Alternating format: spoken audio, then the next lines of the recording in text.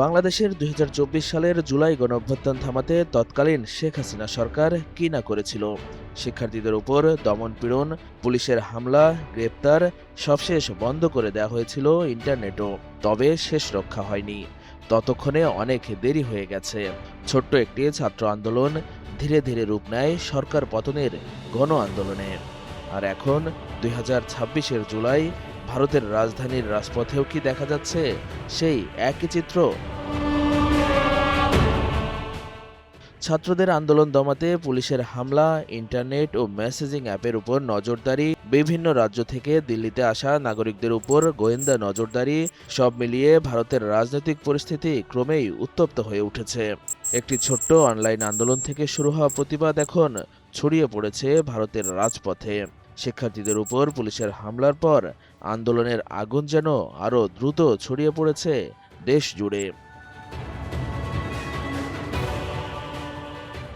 সোমবার সংসদ ভবন অভিমুখে শিক্ষার্থীদের পদযাত্রা ঘিরে দিল্লিতে তৈরি হয় তীব্র উত্তেজনা।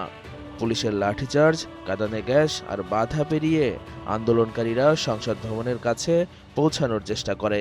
শেষ পর্যন্ত সংসদে পৌঁছাতে না পারলেও তাদের প্রতিবাদ থামেনি, বরং পুলিশি দমন-পীড়নের অভিযোগে আরও ক্ষুব্ধ হয়ে ওঠে বিরোধীরা। পরদিন নরেন্দ্র মোদীর বাসভবনের সামনে ধর্নায় বসেন কংগ্রেস নেতা রাহুল গান্ধী, প্রিয়াঙ্কা গান্ধী। তাদের আটক করা হলেও শেষ পর্যন্ত ছেড়ে দিতে বাধ্য হয় সরকার। এরপর আন্দোলনে যোগ দেন হাজার হাজার কৃষক। পাশে থাকার ঘোষণা দেন তৃণমূল নেত্রী মমতা বন্দ্যোপাধ্যায়ও। অন্যদিকে হাসপাতালে অনশন চালিয়ে যাচ্ছেন শিক্ষাবিদ সোনাম ওয়াংচুক। দেশজুড়ে মানুষের ক্ষোভ বাড়তে থাকে, আর দিল্লির যন্তর মন্তরে বাড়ে আন্দোলনকারীদের ভিড়। তাদের দাবি একটাই, কেন্দ্রীয় শিক্ষামন্ত্রীর পদত্যাগ, নিট পরীক্ষা প্রশ্ন ফাঁস, অনিয়ম ও স্বচ্ছতার সঠিক বিচার। তবে এখানেই থেমে নেই এই আন্দোলন।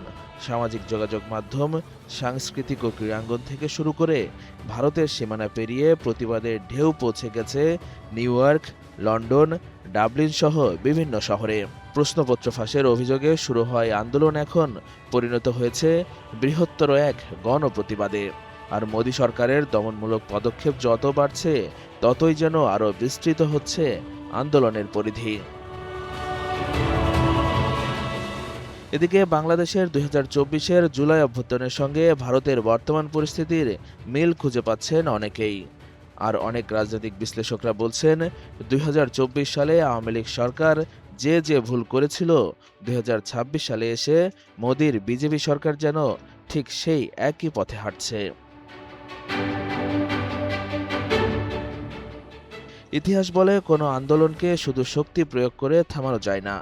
কখনো কখনো দমন-পীড়নই আন্দোলনের আগুনকে আরও ছড়িয়ে দেয়, যার জ্বলন্ত উদাহরণ ২০২৪-এর জুলাইয়ের বাংলাদেশ।